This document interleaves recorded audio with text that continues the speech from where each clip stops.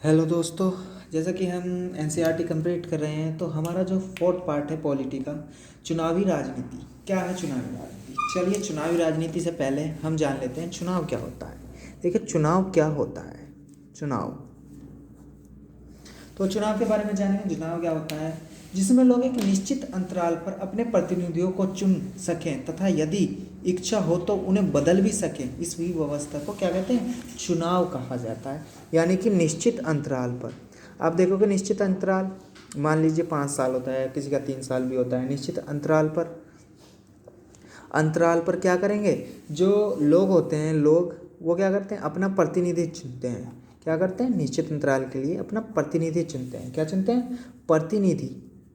प्रतिनिधि का मतलब आप जानते हैं कि जो हमारा प्रतिनिधित्व कर सके, जो हमें बता सके कि आगे कैसे करना है, इसे प्रतिनिधि कहते हैं। तो यहाँ पे लोग अपना एक प्रतिनिधि चुन लेते हैं, या फिर उनके पास चुन सकने या उसे बदल सकें। ठीक है ना। इसी व्यवस्था को क्या नाम दे दिया गया है? चुनाव कह दिया गया है। यानी कि निश्चित अंतराल पर, जैसे कि मान लीजिए आप प्रधान है, 5 वर्ष के लिए चुना जाता है, तो उसको क्या करते हैं? अपने प्रतिनिधि के रूप में चुनते हैं 5 साल के लिए। लेकिन अगर वो क्या कर रहा है, ज़्यादा ही गड़बड़ कर रहा है, भ्रष्टाचार फैला रहा है, तो हम नेक्स्ट टाइम क्या करते हैं? अपनी वोट किसी दूसरे को दे करके क्या कर लेते हैं? किसी और को चुन लेते हैं। तो ये क्या कहलाता है? चुनाव कहलाता है। चुनाव कहलाता है। अब बात करते हैं चुनाव की हमें ज़रूरत क्या है। हमें ज़रूरत क्या है चुनाव की? क्यों पड़ती है? क्योंकि हमें चुनाव की ज़रूरत इसलिए होती है क्योंकि चुनाव के द्वारा हम अपने शासक खुद चुन सकते हैं। चुनाव की ज़रूरत क्या है? ज़रूरत क्योंकि इससे क्या करते हैं? हम अपना शासक स्वयं चुन सकते हैं, स्वयं चुन सकते हैं, चुन सकते हैं। ठीक है ना। स्वयं चुन सकते हैं, इस वजह से जरूरत होती है। और इसलिए ज़्यादातर लोकतांत्रिक शासन व्यवस्था में लोग अपने प्रतिनिधियों के माध्यम से ही शासन करते हैं। ठीक है ना। लोकतंत्र, जैसे कि हमारा भारत लोकतंत्र है।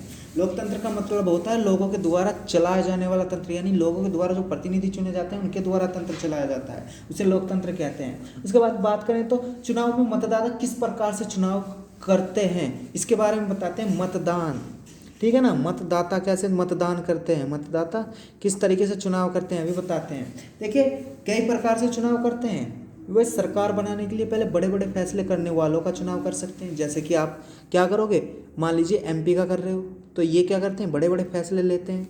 ये क्या चुनते हैं? ये राष्ट्रपति, प्रधानमंत्री वगैरह वगैरह चुने जाते हैं इनके द्वारा। फिर बात करें, वे अपने लिए कानून बनाने वाले का चुनाव कर सकते हैं। यानी कि जो कानून बनाए लोगों के लिए, कानून बनाए, वो भी उन्हें भी चुना जा सकता है। यानी कि मान लीजिए, जैसे कि क्या होता है, कुछ लोगों ने क्या कर लिया, प्रधान को चुना, वो उनके लिए क्या करता है? कानून बनाता है, कानून बना करके बताता है ऐसा नहीं ऐसा करते हैं। लेकिन वो क्या होता है? ग्रामीण स्तर पर ही होता है वह।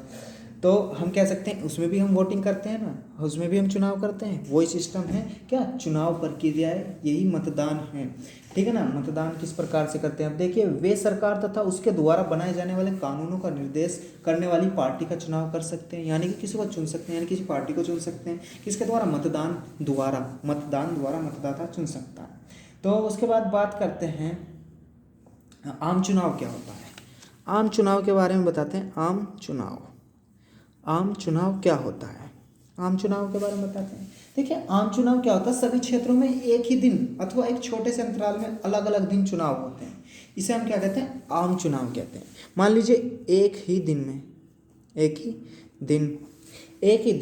अथवा एक ही छोटे से अंतराल में कह दो, या अंतराल यानी समय अंतराल कहते हैं जिसे, यानी कि अंतराल, यानी कि एक ही समय में क्या होता है? एक चुनाव क्षेत्र में एक क्षेत्र होता है। मान लीजिए ये क्षेत्र में एक ही दिन में क्या हो रहा है? चुनाव हो रहा है। चुनाव हुआ, उसे क्या कहते हैं? हम आम चुनाव कहते हैं। जिसमें आम जनता क्या करती है? आम जनता वोटिंग करती है। इसके बाद बात करें तो उपचुनाव किसे कहते हैं? उपचुनाव किसे कहते हैं? उपचुनाव की बात करें तो कई बार क्या होता है, केवल एक क्षेत्र में चुनाव जो किसी सदस्य की मृत्यु अथवा इस्तीफे से खाली हो जाती है। मान लीजिए आपके पास एक सीट है, ये सीट क्या हो गई? मान लीजिए जो इसका प्रतिद्वंदी था या जो इसका प्रतिनिधित्व था वो क्या हो गया? खाली हो गया। खाली किस कारण हो गया? खाली कैसे हो गई, मृत्यु होगी, मृत्यु या इस्तीफा दे दिया तो क्या होता है, वहाँ पे क्या करने पड़ते हैं, हमें समय से पहले क्या करने पड़ते हैं, चुनाव करने पड़ते हैं जिन्हें हम क्या कहते हैं, उपचुनाव कहते हैं। समय से पहले चुनाव करना ही क्या कहलाता है, उपचुनाव कहलाता है। बात करें उसके बाद हम निर्वाचन क्षेत्र के बारे में बताते हैं। निर्वाचन क्षेत्र क्या होता है, निर्वाचन क्षेत्र देखिए निर्वाचन क्षेत्र क्या होता है। अभी हमने किसके बारे में पढ़ लिया, चुनाव के बारे में पढ़ लिया। चुनाव के बाद हमने मतदाता यानी मतदान के बारे में पढ़ लिया, आम चुनाव के बारे में पढ़ लिया, उपचुनाव के बारे में पढ़ लिया। अब हम चलते हैं निर्वाचन। देखिए चुनाव के उद्देश्य से पूरे देश को अनेक क्षेत्रों में बांट दिया जाता है। यानी अब हमारा चुनाव चला, चुनाव में क्या कर देते हैं, हम क्षेत्रों को बांट देते हैं। देश को क्या करते हैं, क्षेत्रों में बांट देते हैं। ये देश है हमारा, देश क्या बट गया, क्षेत्रों में बट गया। मान लीजिए बहुत सारे क्षेत्रों में बांट दिया हमने, बांटने पर क्या होता है, ये जो क्षेत्र बट गए हैं इन्हें क्या कहते हैं, इन्हें निर्वाचन क्षेत्र कहते हैं। इन्हें क्या कहते हैं, निर्वाचन क्षेत्र। जैसे कि हम मान लीजिए कहाँ पे है, दिल्ली है, दिल्ली को हमने बहुत सारे पार्टों में बांट दिया, east west and north south, तो वो क्या है, उनके निर्वाचन क्षेत्र हैं, ठीक है ना। इसी तरीके से निर्वाचन क्षेत्र क्या हो जाते हैं, वे जो चुनाव के लिए देश को बांट देते हैं ना, वो निर्वाचन क्षेत्र कहलाते हैं। बात करें लोकसभा में चुनाव के लिए कितने निर्वाचन क्षेत्र में बांटा गया है, तो कितने निर्वाचन क्षेत्र में बांटा गया है लोकसभा को 543 में बांटा गया है निर्वाचन मंडल में, यानी कि निर्वाचन क्षेत्र में बांटा गया है। 543 निर्वाचन क्षेत्र में बांटा गया है, ठीक है। किसमें लोकसभा में ही। एलएस का मतलब यहाँ पे लोकसभा है, लोकसभा में बांटा गया है। बात करें तो संसद सदस्य किसे कहते हैं, संसद के सदस्य जो होते हैं वो कौन होते हैं, यानी ये पूछ रहा है संसद सदस्य किसे कहते हैं। संसद सदस्य किसे कहते हैं, प्रत्येक क्षेत्र में चुने गए प्रतिनिधियों को संसद सदस्य कहते हैं। मान लीजिए एक क्षेत्र में एक एमपी चुना जाता है, यानी कि मेंबर ऑफ पार्लियामेंट या एमएलए चुना जाता है, तो इन्हें क्या कहते हैं, इन्हें ही संसद सदस्य कहते हैं। या एमएलसी भी चुना जाता है, उसे विधानमंडल का क्या कहते हैं, सदस्य कहते हैं। तो इस तरीके से आप कह सकते हो संसद सदस्य कौन है, लोग क्या चुनते हैं, अपना प्रतिनिधि चुनते हैं प्रत्येक निर्वाचन क्षेत्र में, और वो जो निर्वाचन क्षेत्र में चुनते हैं वो ही क्या कहलाते हैं, वो सदस्य जो चुने गए हैं, प्रतिनिधि चुने गए हैं, वे संसद सदस्य कहलाते हैं, एमपी या एमएलए कहलाते हैं। बात करें लोकतांत्रिक चुनाव महत्वपूर्ण विशेषता क्या है, तो हर वोट का बराबर मूल्य होता है। किसमें, लोकतांत्रिक चुनाव में। मान लीजिए एक बूढ़ा है, एक 18 साल की उम्र अभी हुई है, तो ये नहीं कि वो बूढ़ा हुआ है उसकी वोट का इतना खास फर्क नहीं पड़ेगा, नहीं, वो जो बुजुर्ग व्यक्ति है और जो जवान व्यक्ति है यानी वयस्क व्यक्ति है, दोनों के वोटों का मूल्य समान होगा। यही क्या कहलाता है, लोकतांत्रिक चुनाव कहलाता है। अब आता है, कभी कभी पूछ लेते हैं विधायक किसे कहते हैं। तो देखिए विधानसभा की सीटों से निर्वाचित प्रतिनिधियों को विधायक कहते हैं। यानी कि हमने क्या पढ़ा था, संसद सदस्य यानी लोकसभा में जो मतलब निर्वाचन क्षेत्रों में होते थे वो एमपी या एमएलए कहलाते थे, लेकिन विधानसभा से क्या, विधानसभा के लिए क्या की सीटों पर जो निर्वाचित होते हैं वो यानी कि प्रतिनिधि क्या किए जाते हैं, जो प्रतिनिधि होते हैं मतलब निर्वाचित प्रतिनिधि होते हैं। कौन निर्वाचन करता है, निर्वाचित प्रतिनिधि होते हैं, वो विधायक कहलाते हैं। मान लीजिए आपने क्या कर दिया,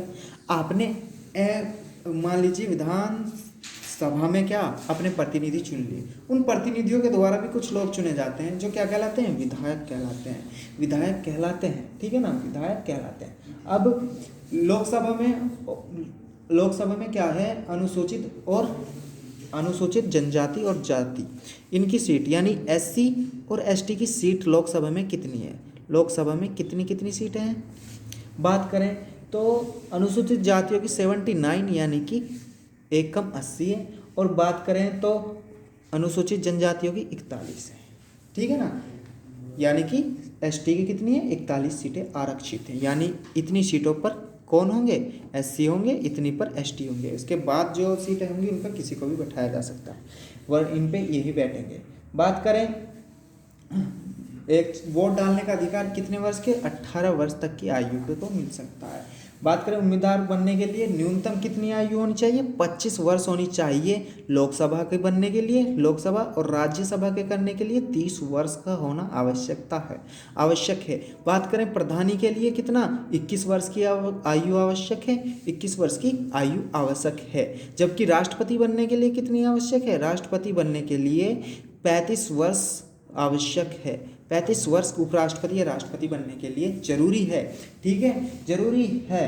तो इसके बाद बात करते हैं हम किसके बारे में, हमने किस किस के बारे में पढ़ लिया, हमने मतदान, चुनाव, निर्वाचन क्षेत्र, संसद सदस्य के बारे में, विधायक के बारे में पढ़ लिया। अब हम बात करते हैं किसके बारे में बात की जाए तो लोकसभा और विधानसभा कितने वर्षों बाद होती है, तो 5 वर्षों बाद होती है। हमें पता है 5 वर्षों बाद होती है लोकसभा, और राज्यसभा जो मतलब की होती है या विधानसभा जो होती है 5 वर्षों बाद बनती है। बात करें आम चुनाव हमने पढ़ लिए हैं, आम चुनाव, उपचुनाव और हम संसद सदस्य लोकतंत्र चुनाव की महत्वपूर्ण विशेषता भी पढ़ ली हमने। क्या हर वोट बराबर होता है, विधायक किसे कहते हैं हमने ये पढ़ लिया, सीट को क्यों कहा जाता है, निर्वाचन क्षेत्रों को सीट क्यों कहा जाता है ये भी सुन लीजिए, क्योंकि हर क्षेत्र संसद अथवा विधानसभा की एक सीट का प्रतिनिधित्व करता है। ठीक है ना, मान लीजिए निर्वाचन क्षेत्र मैंने बताया था, मान लीजिए ये क्षेत्र एक सीट का क्या कर रहा है, प्रतिनिधित्व कर रहा है, तो इस वजह से निर्वाचित क्षेत्र को सीट कहा जाता है, सीट कहा जाता है। तो मतदान सूची या वोटर लिस्ट किसे कहते हैं, अब सुन लीजिए वोटर लिस्ट किसे कहते हैं, वोटर लिस्ट किसे कहते हैं, वोटर लिस्ट किसे कहते हैं, ये लास्ट टॉपिक होगा हमारा।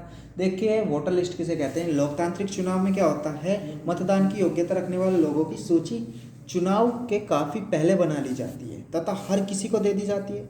इसे अधिकारी रूप में मतदाता सूची कहते हैं। यानी कि जो वोटर लिस्ट होती है ना, वोटिंग करने वाले लोगों की लिस्ट, वोटिंग करने वाले लोगों की लिस्ट क्या कहलाती है, वोटर लिस्ट कहलाती है।